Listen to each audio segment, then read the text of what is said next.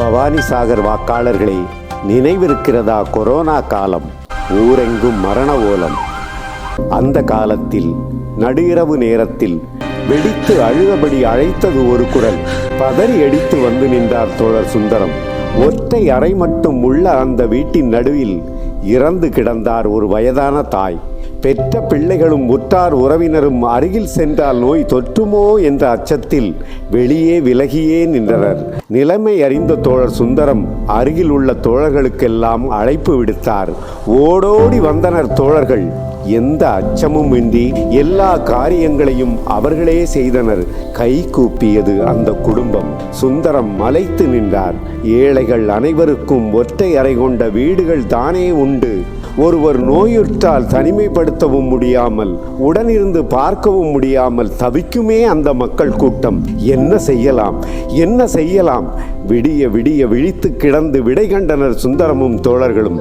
கட்சி அலுவலகத்தின் அருகில் இருந்த பள்ளிக்கூடம் ஒன்று நோயாளிகளின் பாதுகாப்பு இல்லமாக மாறியது.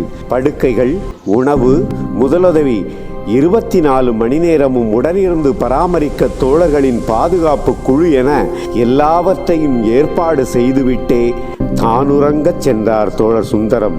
அயர்ந்து அரை மணி நேரம் போயிருக்காது. அரசு மருத்துவமனையில் இருந்து அவசர அழைப்பு. வாரி சுருட்டி கொண்டு ஓடி வந்தார் சுந்தரம். இளம் பெண்ணொருத்தி கொரோனாவிற்கு பலியாகியிருந்தாள்.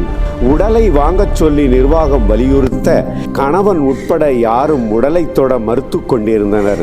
அங்கேயும் சுந்தரமும் தோழர்களும் தான் எல்லா கடமைகளையும் செவ்வனே செய்து முடித்தனர். சுந்தரத்தின் நிம்மதி பறிபோனது. பாதுகாப்பு இல்லம் மட்டும் போதாது என்றார். மருத்துவருடன் கூடிய மருத்துவமும் வேண்டும் என்றார். மருத்துவர்கள் முன்வந்தனர்.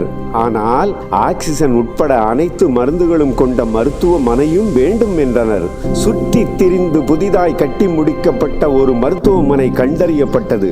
தகுதி வாய்ந்த 2 மருத்துவர்கள், 2 பயிற்சி மருத்துவர்கள், 10க்கும் மேற்பட்ட செவிலியர்கள் என சகல வசதிகளோடும் மக்கள் மருத்துவமனை இயங்கத் தொடங்கியது.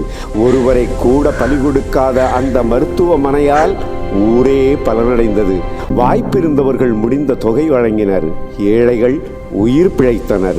அளவில்லா கடன் சுமந்தாலும் கட்சியும் தோழரும் மனம் நிறைந்தனர்.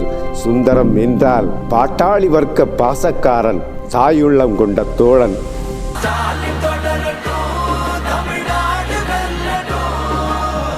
தமிழ்நாடு போராடும், தமிழ்நாடு வெல்லும். வாக்களிப்பீர். கதிர் அறிவாள் சின்னத்திற்கு